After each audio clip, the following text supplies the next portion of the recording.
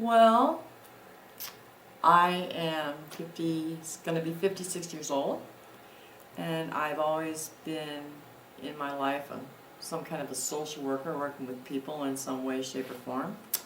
I'm a pagan, which basically I'm a Wiccan, and all my kids are pagan except for my son Luke, who is just your basic boogerhead, and that's it.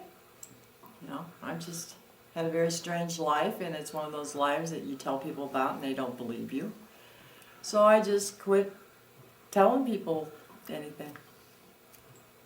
Well, Luke's dad and I went through the whole hippie thing, and we went through the living out in the woods with, in a cabin where I cooked with, in a wood stove, and we burned wood, and, we didn't work, and, we did, the whole survival thing, and we raised our little girl through that, and as she got older, we quit doing all the party things that went along with being the hippies, and we decided that we were going to foster other kids.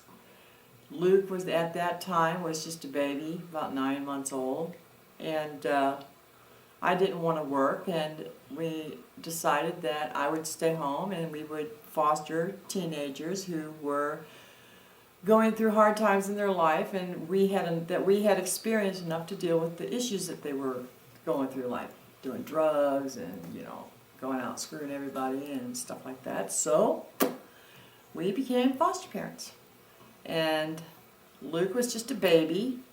His sister was 8.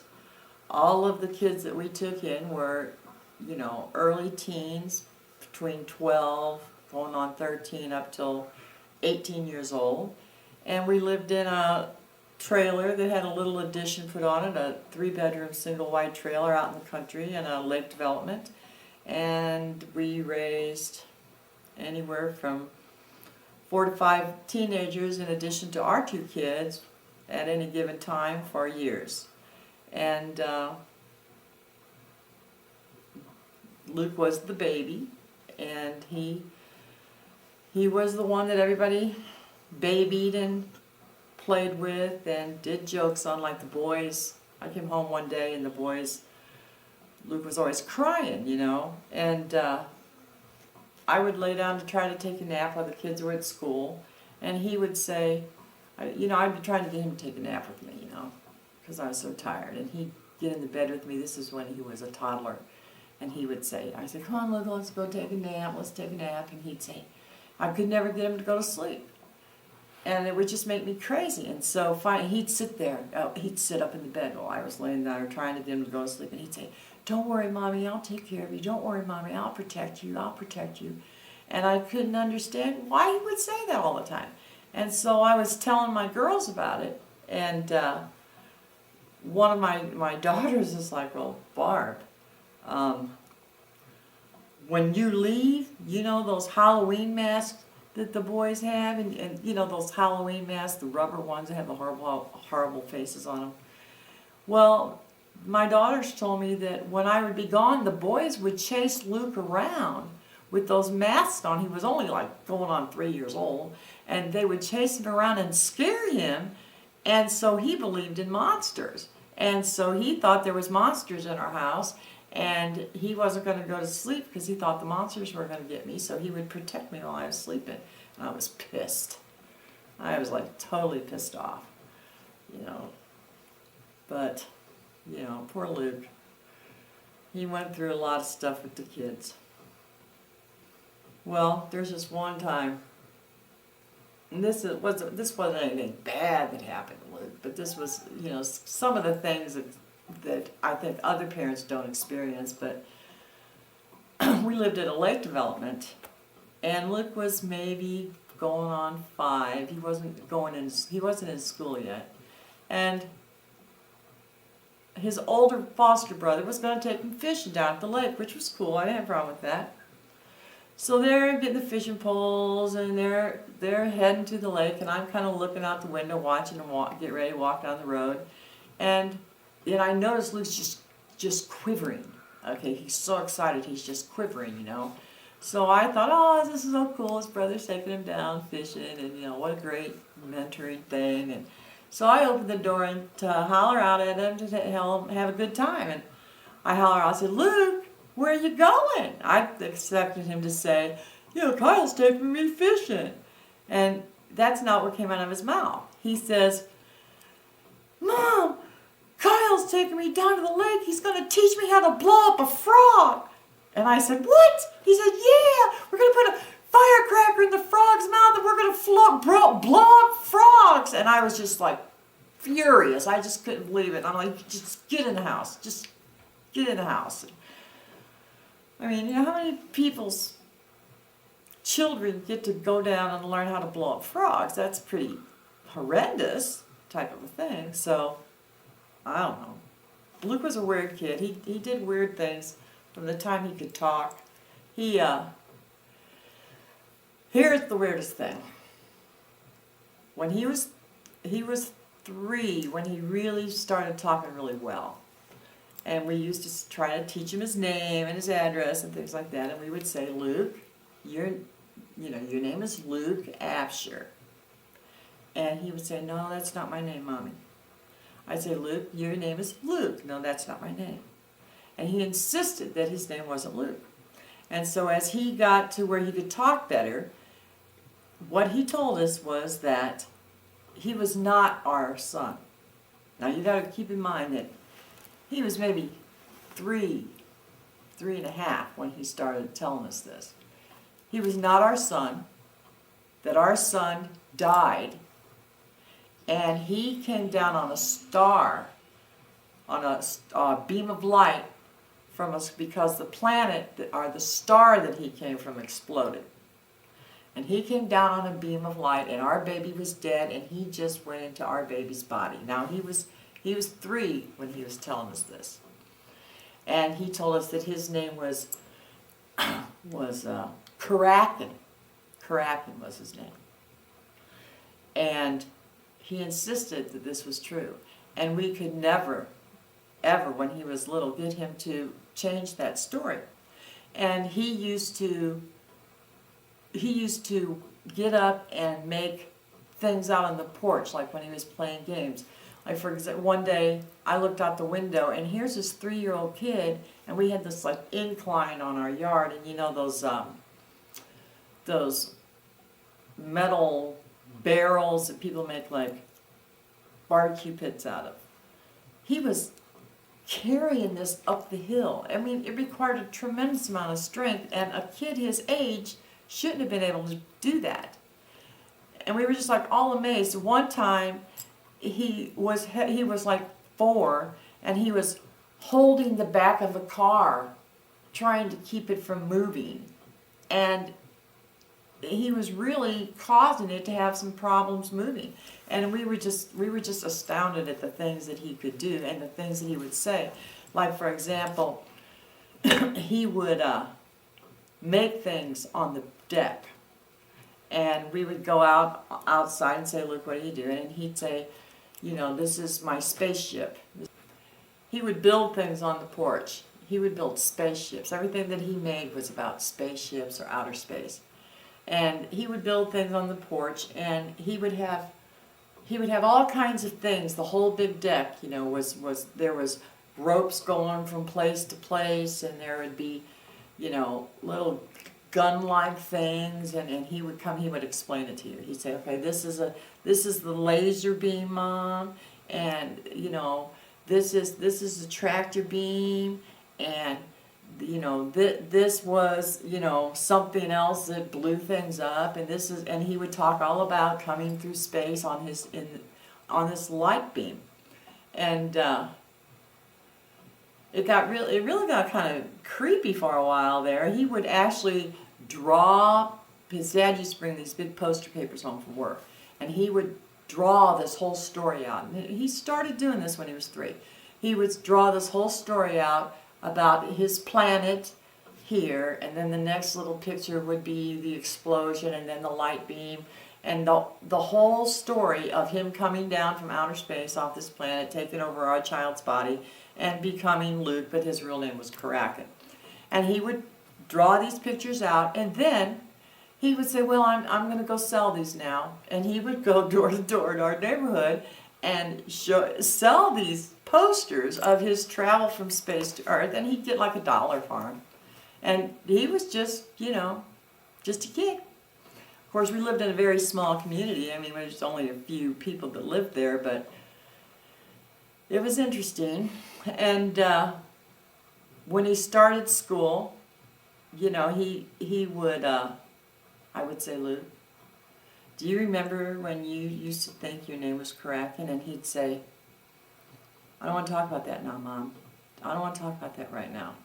And it was really strange. I went to this, we're pagan, and so I had gone to this psychic fair in St. Louis, and there was this really, really old lady that was doing these aura pictures, and I decided I was going to go see what that was all about. So I didn't want her to have any hints or anything, so I took off all my jewelry and everything, so there would be no hint that I was a pagan and that I was into anything metaphysical. And I sat down, and she started drawing all these pictures of me and the auras around me and all these little symbols around the central picture of things that had to do with my personality, my character as she perceived my aura. And all of a sudden, she's explaining it to me after she drew it, what all the symbols were, and it was really pretty accurate. And then she has this picture of this head of this little boy on the side with brown hair, and his aura is indigo like mine all the way around it. And she tells me, I don't know who this little boy is, but he's somebody in your life. But I need to tell you this, that this little boy is from outer space. And he knows that he's from outer space, and he knows who he is. And you need to contact this place. And she wrote the name of it under the little boy's head on this picture. It was called the Kodar Command. And she told me that it was in Colorado, in the mountains in Colorado, and that I needed to contact them and let them talk to this little boy before he gets too old and forgets who he was and where he came from. And I was just like in shock. I couldn't believe this woman was telling me this. And I remember going home, and I still have the picture. As a matter of fact, I have it right here. If you want to, I got to show you this. Okay, there's me, and these are all my auras here, And right over here is the picture of the little boy, and he's got the indigo, and she's got planets and stars around him, and then underneath it, it's called Kodar Monka, and she told me that's who I'm supposed to contact. And I have kept that framed for years and years and years. But as Luke got older, and he would be like maybe in 1st and 2nd grade at school, he'd come home sometimes and he'd say, Mommy, do you remember what my name was before it was Luke? And I'd say, well, you used to say your name was Kraken. And he'd say, that's right, I remember now. And then he'd go away. And then the older he got, the less he wanted to talk about it. But it was something that was really quite amazing. He used to understand all these concepts when he was a little kid about, the Mobius strip and what infinity was, and just, things that 3- and 4-year-olds just don't understand. And we were a little worried about it for a while, because it was kind of creepy. But since we're pagan and we believe that there are other entities and we're not the only life in the universe, it wouldn't be beyond my ability to understand something like that if it were true. Did you ever contact the people that the lady told you about? I've looked it up, and I've tried to find it, but I got scared and I didn't want to know. So the Kodar Command did exist back in 1982 through 1989, but then I haven't been able to track anything about it since then. As a matter of fact, I was looking it up the other day to see if I could find out anything about it, but it just refers to a lot of, outer space stories. So I don't know if it's a real place or not anymore. So that was Luke when he was a kid. As he aged and he started going through school, you know, he had a lot of strange problems that during the first part of his education, you know, his school years. For example, he was what they called a tongue thruster, and he had a speech problem, and he would speak differently than the other kids. And we couldn't understand why, because he was very intelligent. We thought it was just a normal speech problem, being able to, you know, articulate his words. And then he was diagnosed at Children's Hospital as being a tongue thruster. And they said that his tongue was too big for his mouth, you know, and that was the reason that he spoke that way. And we always wondered if his size and his strength were abnormal because of this idea, or this him not being human, maybe being an alien in a human's body. He had an incredible amount of strength as a child. He still does. We had bone densities done on him, age growth things done on him at Children's Hospital, and they basically stated that he had bones like tree trunks. It was just always just an amazing thing to see Luke go through life having to challenge the adult world around him because of his size and his strength, but he just constantly struggled to survive in this environment around him, which he felt was alien to him. So people wanting him to protect them because of his size, all the way through school, he was always the one the smaller kids hid behind. He never, you know, somebody would be bullying the kids at school, and they would say, well, my friend Luke's going to beat you up. And then they'd hide behind Luke, and the next thing you know, Luke, who's, you know, in first grade, is defending the little kids from the fourth graders, you know, and all the way up through school.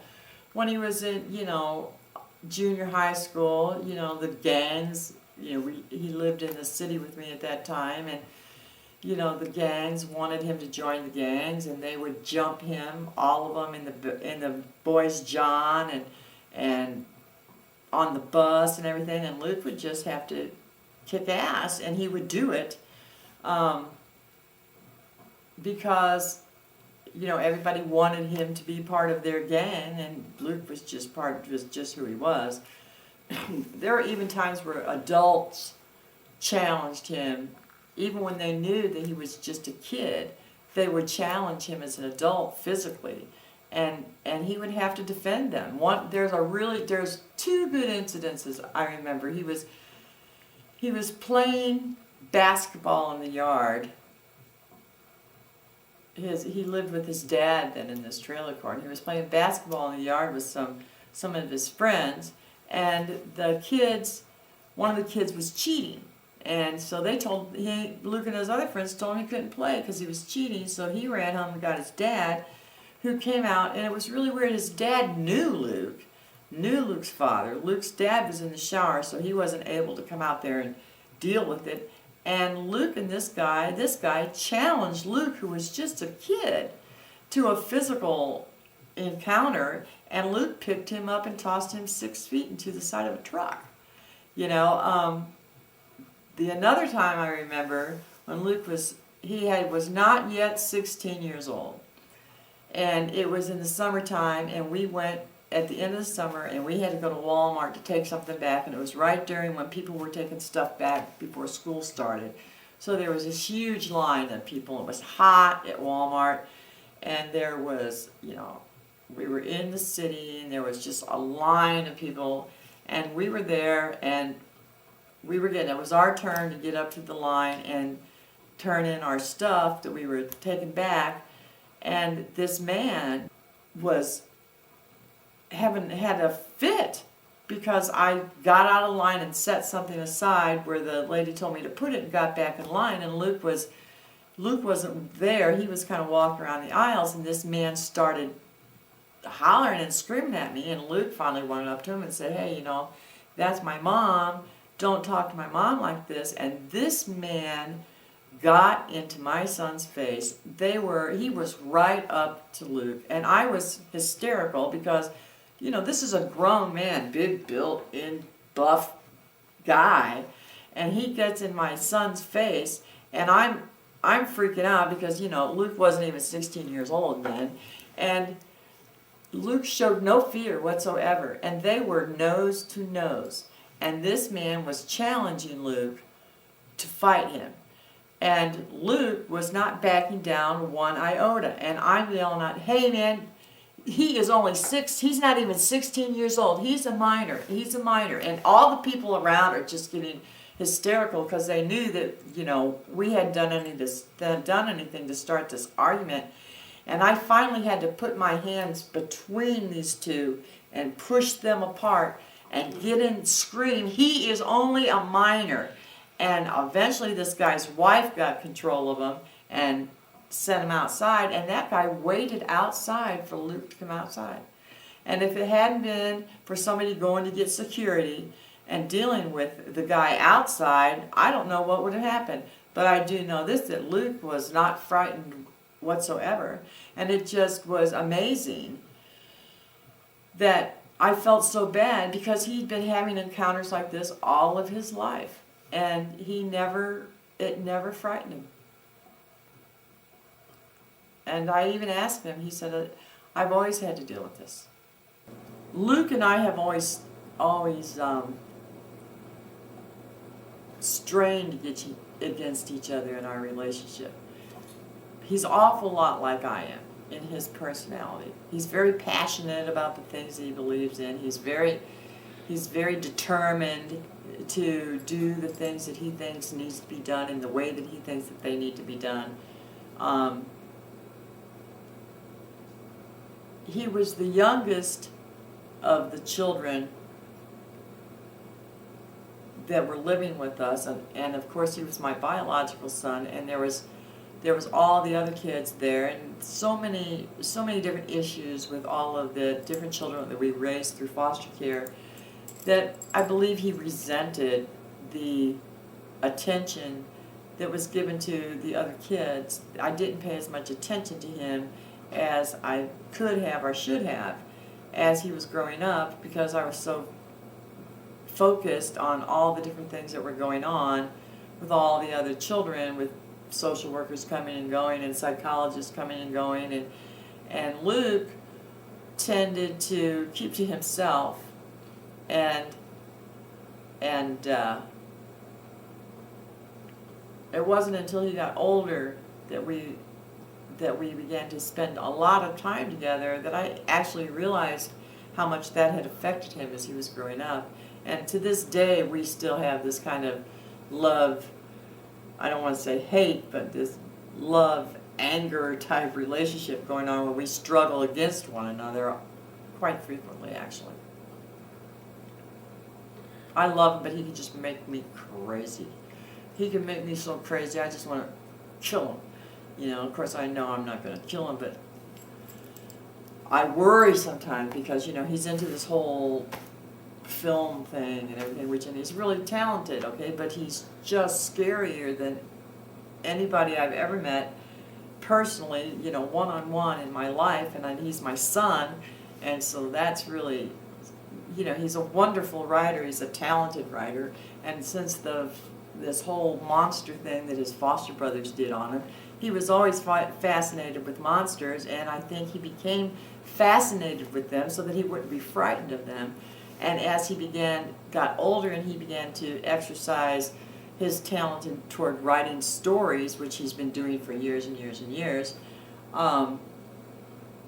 his stories are just amazing, okay, and they're just scary. They're scary stories. Luke never cared for school because he had somebody was always wanting to take on the big guy. But as far as his ability to do the schoolwork, he did very well in the subjects that he cared about, which was writing and reading and things along that line. He was a very talented writer, as I had mentioned, and he wrote poetry all of his life. the poetry that he wrote was very, very strong, intense, regarding what was going on in society and the way children and young people, the things that they had to go through in today's society, and the way the bleakness of some of the future to some of them. And there was one poem that he had written regarding what it felt like to be on the outside looking in high school in this day and age. And there was a kid, Luke was never really one of the in crowd, but he wasn't one of the out crowd. People just kind of tiptoed around Luke. But like I said, he had always been one of the people that the kids had hid behind in order to protect. They wanted him to protect him. And there was a kid at school that he felt sorry for, and he was kind of trying to put himself in this kid's place. And so he wrote this poem about why young people are so angry, and what the way they look at the world around them and the adult world around them, and what could lead a child or a kid to become explosive and do horrible things, like shoot people and stuff like that. But he used to take all of his writing to his teachers to be critiqued. And so he would write his poems and turn them to the teachers, and they would critique him. He even had some published. And then he had turned in this poem that he had written about teenage angst, so to speak, and that he had turned it into his teachers before the Columbine shooting happened.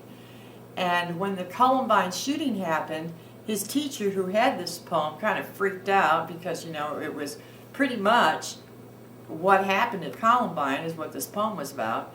And so she took it to the principal. They wound up kicking Luke out of school. Now, he was in the last part of that happened in the last part of his junior year. They wound up kicking him out of school pending a psychiatric evaluation. This was days after the Columbine shooting happened. Luke, who already went to a psychologist for counseling because he had chosen to do that on his own, had been going to this very fine psychologist for some time, who was basically said there is nothing wrong with Luke. Luke's a very intelligent, introspective young man, very talented, and so his therapist, his psychologist, approached the school, talked to the school, and said absolutely not. He is not going to get some kind of psychiatric eval from a school therapist and have him labeled. And we wound up having to actually hire an attorney, get an attorney who dealt with civil rights to get Luke back in school, to fire a letter off to school along with the psychologist. And then when the Columbine thing calmed down a little bit, and his teachers were all calling the house, telling them they were so sorry that they turned this in, that they had no idea that the school was going to do this to him. And Luke was really, really upset, but he really was going to take a stand. He wasn't going to back down to the school because of something that he wrote that was very talented and on the mark as far as what was going on in society with today's youth. And like about a week before school was out that year, the principal calls up and apologizes, sends a letter, and says, they're sorry that they overreacted and that Luke could come back to school. Well, duh, he missed almost the whole semester school because of their anxiety and fear after what happened with Columbine. So Luke just chose not to go back to school. And what he did is he went to the junior college and the next semester and took a ABE course through the college. It was a semester course, ABE course through college, and graduated that way. But it was quite horrifying to see what kind of talent he had, how frightened he could make people just with this writing, but I know how frightening. I mean, I've read some of his stuff that scares the hell out of me. Okay, so, you know, and he just thinks it's funnier in hell, and so does his sisters. But well, when he first started getting into this whole filmmaking thing, you know, he used to film all different kinds of things. Some would be really funny stuff, and some would be serious stuff, and blah blah blah. Well, he did this monologue that he was messing around at his house after work, and he would do it in his own house, okay? And he did this monologue of himself talking as if he was a serial killer, okay? And there was a whole like storyline that kind of went along with it. And he was experimenting with lighting and you know, all this kind of stuff on this monologue. So he said, okay, Mom, when he finished it, he said, I want you to sit down and watch this, all right? So I sit down and I watch this whole thing, okay? And, you know, when we get to the monologue part where he's talking, it was so diabolical, it was just so horrifying to me that I freaked out. And I was just going, oh my God, I can't believe this, oh my God. And it was just... And Luke was just laughing. He just couldn't believe it. And he's going, my God, I wish I had a film set up right now so I could capture your reactions. But it just scared me to death. I do know when we finished, I told him, I said, Luke, you know what? If you ever hurt anybody, I will swear to God, I will, if while you're in a prison cell, you will never get to an electric chair, because I personally will kill you. I will find some obscure poison somewhere, and I will poison you and kill you myself if you ever hurt anybody, based on the fact that you made this thing that scared your mother half to death. And then he showed it to his sisters and everybody else, and they thought it was great and loved it. But, you know, Luke isn't their kid. When you see your kid write something, I mean, I think about, you know, I wonder what Stephen King's mother thinks about some of the stuff that he wrote, or Dean Koontz's, or some of these, you know, horror writers. You know, are they mental? Are they crazy? Is writing the thing that keeps them from actually being like dangerous to society, or what? You know, and I put my kid right up there with them. You know, at some point or other, Luke will become famous, and if he ever hurts anybody, I'll kill him. End of story. Today, it's over. He's a dead meat if he ever hurts anybody. Only because I saw that thing that he made. I saw that, it scared me, and I know that if he ever hurts anybody, I'm going to kill him. Well, you know, Luke was always, everything was always black and white. There's no shades of gray with Luke, okay? He was always, you know, it's just so hard to understand.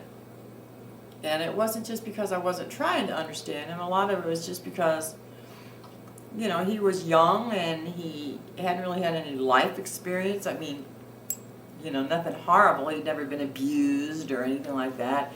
And, you know, he was just full of his own self, like young people are, and thought he knew everything.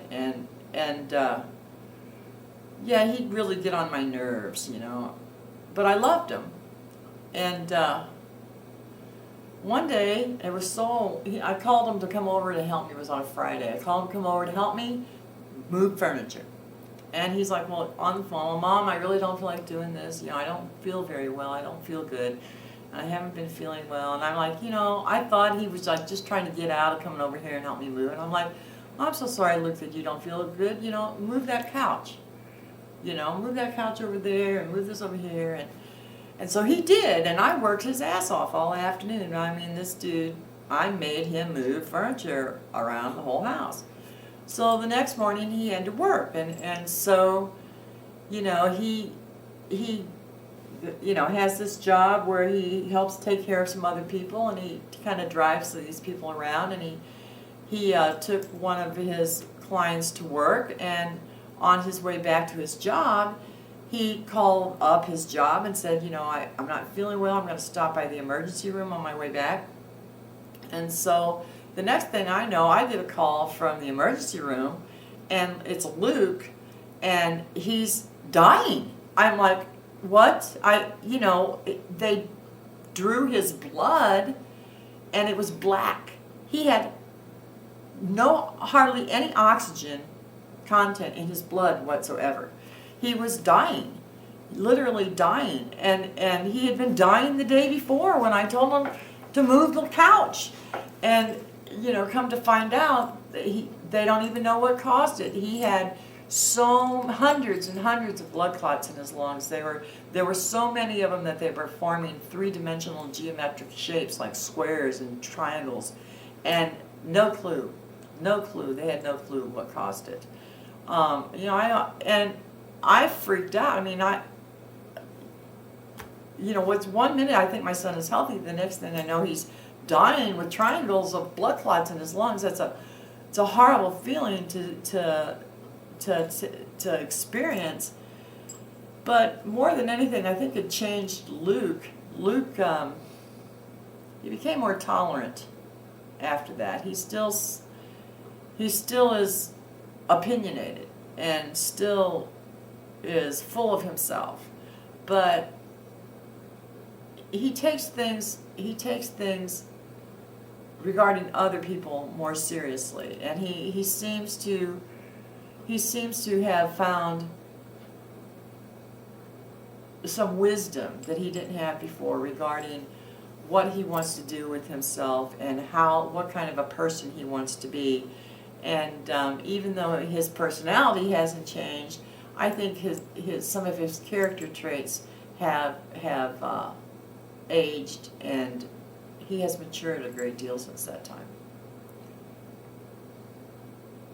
This is the drawing that the lady at the psychic fair made. This is me, and this is the third eye chakra. It goes up, and this is my spiritual muse. Okay, and I was very into music and musicians. Okay, so we have the music, and I was into the arts over here. Down here is a caduceus, which is kind of the healing symbol. I was into medicine at the time, into nursing.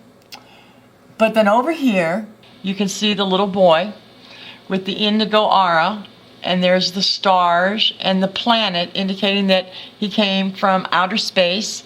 And then here you see the Constellar Command from Colorado and the Cotamanca. These are the words and the people that she told me to contact regarding this child before he began to forget who he was and where he came from.